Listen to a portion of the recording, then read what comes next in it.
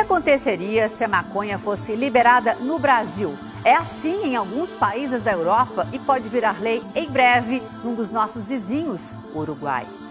Nossos repórteres mostram como essa discussão em que pé ela está e o que já aconteceu em lugares onde o consumo de drogas deixou de ser um crime. Essa é a nossa reportagem da semana. Jovens fumam maconha tranquilamente num bar movimentado. Doces e bebidas à base de maconha são vendidos livremente na loja.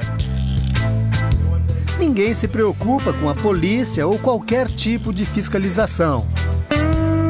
Cenas que já fazem parte da rotina de países europeus podem se tornar comuns no Brasil. Pelo menos é o que desejam os organizadores da chamada Marcha da Maconha, evento que acontece em diversas cidades do mundo em defesa da legalização da droga.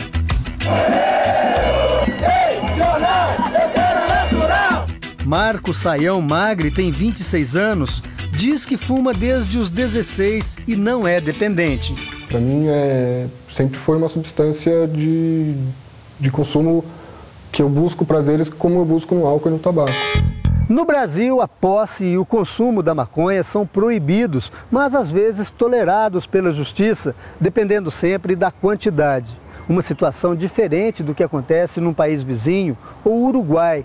Lá o consumo é permitido. E agora um projeto de lei prevê que o governo uruguaio passe a produzir, comercializar e distribuir livremente a maconha no país. De acordo com a proposta, cada cidadão poderá comprar até 40 cigarros por mês. A lei só vai valer para uruguaios ou residentes. O projeto polêmico reacendeu a discussão no Brasil. Rubens César Fernandes é secretário executivo da Comissão Brasileira sobre Drogas e Democracia. A comissão defende que o usuário não seja tratado como criminoso. A pessoa que está dependendo da droga, para ela sair disso aí, não é a polícia que vai tirar. A polícia ela consegue fazer é pegar a pessoa e levar para a cadeia. E na cadeia ela vai consumir a mesma coisa e vai ser até exposta a maiores perigos até. Reserva de nossas áreas de conservação. O ex-presidente Fernando Henrique Cardoso é uma das personalidades que já se declararam a favor da descriminalização da maconha. Marisa Lobo faz parte da campanha Maconha Não e explica que a grande preocupação é com os jovens. O mote nosso principal é que maconha para adolescentes causa prejuízos irreparáveis. Então, nossa preocupação maior são os adolescentes. É essa explosão que com certeza dará se houver legalização de drogas nesse momento. A Holanda é pioneira quando o assunto é tolerância com a maconha. Mas nos últimos anos, muita coisa mudou, como mostra o repórter Mauro Talhaferri.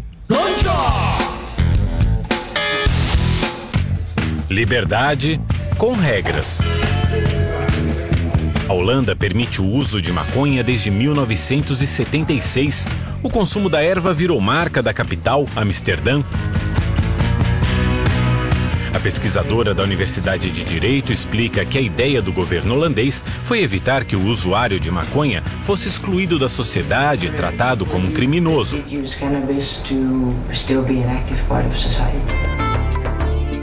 Hoje, o consumo é permitido nas chamadas coffee shops, cafés que têm permissão para vender pequenas quantidades da droga. A rigor, pela lei holandesa, é ilegal vender drogas no país, mas existe um acordo para que as coffee shops funcionem e ele é baseado em 5 regras. Primeira, não fazer propaganda. Segunda, não vender drogas pesadas. Terceira, não vender maconha em grandes quantidades. Quarta, não causar distúrbios à ordem pública. E quinta, não admitir menores de 18 anos dentro dos recintos. Na Holanda existem 651 coffee shops e o país tem uma porcentagem de consumo de drogas menor que a de outras nações da Europa. Está atrás do Reino Unido e da Itália, por exemplo. Mas a maconha voltou a provocar polêmica recentemente. Foi aprovada uma lei que proíbe a venda da droga para turistas estrangeiros. A nova norma já está em vigor no sul do país e pode ser implantada em toda a Holanda no ano que vem. Enquanto governo e sociedade discutem as regras do jogo, muita gente aproveita a oportunidade, que pode ser a última.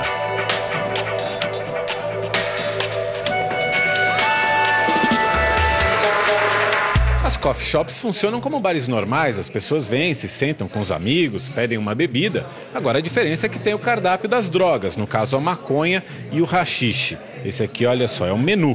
1 grama custa entre 8 e 13 euros, algo como entre 20 e 30 reais. E a quantidade máxima que pode ser vendida por pessoa são 5 gramas. Acima desse limite, o dono pode ter sérios problemas com a polícia. Nesse café existem cigarros prontos e também a venda por peso. Nós fomos autorizados a gravar. Ninguém aqui precisa esconder o rosto. O atendente põe uma pequena quantidade da droga em uma balança. Em seguida, coloca tudo num saquinho plástico e entrega para o cliente. Fumar maconha na rua é proibido. Mas não é difícil encontrar gente que descumpre a lei. Esses adolescentes alemães mostram a droga para a nossa equipe sem medo. Um deles revela que viajaram até Amsterdã só para fumar maconha. Iam passar apenas um dia na cidade. Se a nova lei pegar, esse tipo de turismo pode estar com os dias contados. Segundo a pesquisadora, a presença de turistas em algumas cidades pequenas e de fronteira começou a provocar muita confusão e atraiu traficantes. A proibição da maconha, porém, não agrada a todos. Um dos principais opositores à nova lei é o prefeito de Amsterdã. Ele diz que cerca de 1/3 dos turistas da cidade vêm por causa das coffee shops e que eles são muito bem-vindos por aqui. Muitos holandeses também não gostaram da nova norma, porque ela prevê que os cidadãos do país vão precisar se cadastrar numa coffee shop para poder comprar a droga. Eles temem que ser registrado como um consumidor de maconha possa ser prejudicial na hora de procurar um emprego ou tirar carteira de motorista, por exemplo. Michael, que é dono de uma coffee shop há 30 anos, é contra a nova lei. Diz que impedir estrangeiros de consumir maconha vai ser o fim do turismo em Amsterdã. Para ele, seria como se o Rio de Janeiro proibisse os turistas de ir à praia. Esse homem acredita que a lei não deveria mudar, pois a tradição de tolerância do país é motivo de orgulho. Já essa mulher pensa o contrário. Acha ruim que a Holanda seja conhecida em todo o mundo como uma nação que permite o uso da maconha. Na Europa, a discussão só cresce. Em Portugal, a lei para o uso de drogas foi flexibilizada.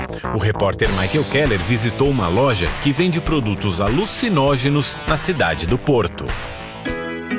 Bacalhau e vinho do Porto não são mais as únicas atrações para os turistas. Nas prateleiras, alucinógenos de todos os tipos. À venda como mercadorias comuns. Só não entram aqui drogas pesadas como cocaína e heroína. Além disso, os produtos à base de maconha vendidos na loja não contêm THC, a substância tóxica que causa a dependência. Encontramos balas de maconha, pirulitos de haxixe, cogumelos e ervas tóxicas, seringas e cachimbos de vários modelos. E o lançamento do ano, energéticos com cheiro e sabor de maconha. A rede tem 10 lojas em Portugal. São todas como essa aqui, que fica na cidade do Porto, uma das mais bonitas e visitadas do país. Mas atenção, quem tem menos de 18 anos não pode entrar.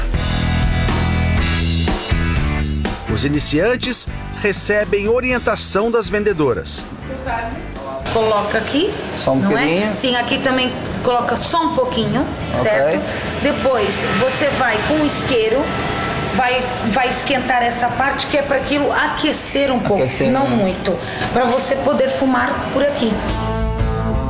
A aula é para ensinar a fumar sálvia, também um alucinógeno. como é rápido o efeito da alucinação. Você pode ter uma alucinação muito rápida. Você tem a tua viagem, o teu tempo, você vê o que sente, depois a outra pessoa vai cuidar de você. Para nós é uma surpresa, vendedora e consumidora à vontade na frente da câmera. Por exemplo, você almoçou e come o cogumelo e você faz o chá, ou come, como uma pessoa que come ele seco. Jonas ouve a explicação e fecha a compra do dia. Quando que experimentou sálvia, convém você começar pelos, vamos dizer assim, a potência não tão forte, não é? Porque como temos o mais forte é 60 vezes, convém você levar o de 20 ou de 15. Ou 15. Tá? Ok, então levo o 20. O de 20? Pode ser esse? Sim. Vou experimentar. E o cogumelo, quer levar também? Eu gostava, mas sim. O cogumelo que o Jonas comprou é conhecido como cogumelo mágico. Aqui ele é vendido seco, desidratado. Um pacote com 20 gramas custa 26 euros, cerca de R$ 65. O maior risco relacionado a esse consumo é o indivíduo ter flashback, que é o seguinte: o indivíduo, mesmo depois de ter parado o consumo, ele pode ter aquelas alterações de realidade mesmo sem consumir. Já uma pequena porção de sálvia custa 16 euros, mais ou menos R$ 40. A sálvia tem um tipo de efeito um pouco diferente dos outros, que ela provoca uma sensação que a gente chama de desrealização. Os maiores riscos relacionados ao consumo de sálvia, a pessoa tem uma reação de ansiedade muito intensa, ela pode ter até um quadro de pânico, eventualmente. Eu gosto de estar bem relaxado, gosto de sentir, digamos, o cérebro a flutuar, fico chill out. Você vai a uma festa com os amigos, uma festa ou com a namorada?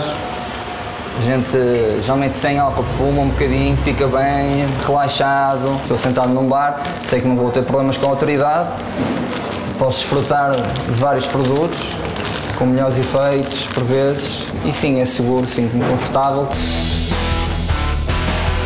Mas até liberar as drogas, Portugal travou uma longa guerra contra o narcotráfico.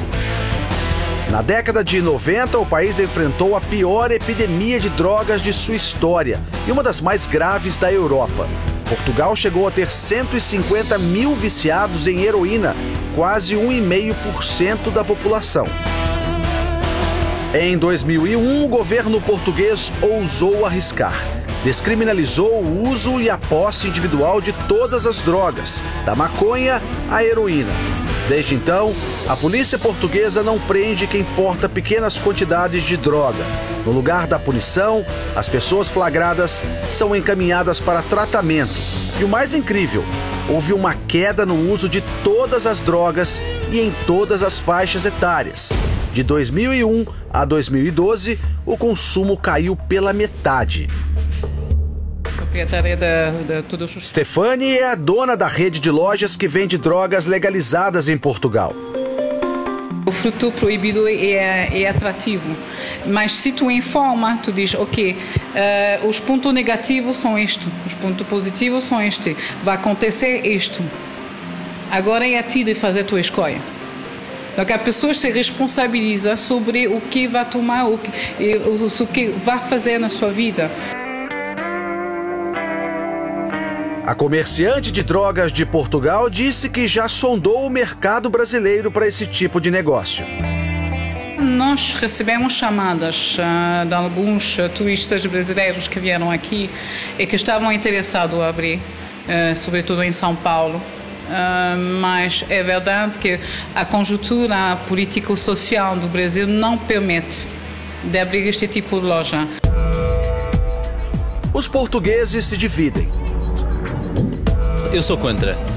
Acho que não é pelo facto de estar a liberalizar algo que é ilícito e que, acima de tudo, que é prejudicial para a saúde, que vai fazer com que os comportamentos das pessoas se melhorem e que, com isso, o consumo seja menor ou, pelo menos, mais controlado. Não tenho nada contra, só acho que tem que haver um controle sobre isso, não é?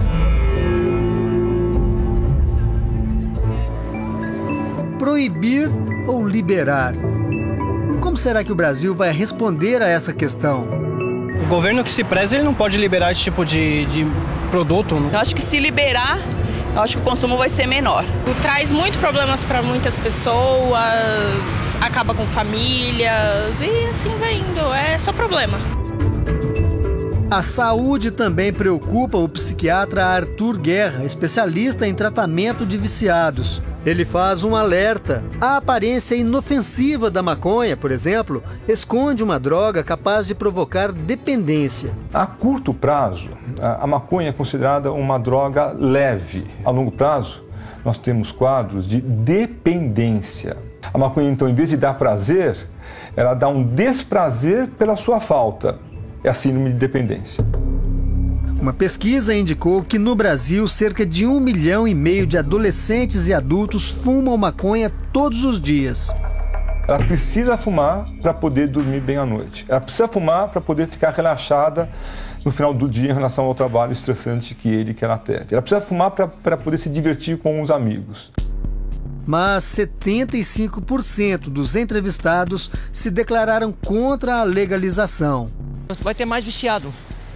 Porque como é liberar, todo mundo vai querer ver, todo mundo vai querer provar, e o vício vai ser muito maior do que como é proibido. Ela devia ser liberada, mas o importante não é discutir sobre a liberação, eu acho que mais pelo controle mesmo. As opiniões se dividem e o debate parece longe do fim. O Brasil, sendo essa potência regional, podendo desempenhar um papel de liderança nesse debate, continua ainda fraco. Nosso Brasil não está preparado, não tem educação, não tem cultura. A segurança pública nossa está um caos. Nós estamos aprendendo a lidar com as drogas nesse momento.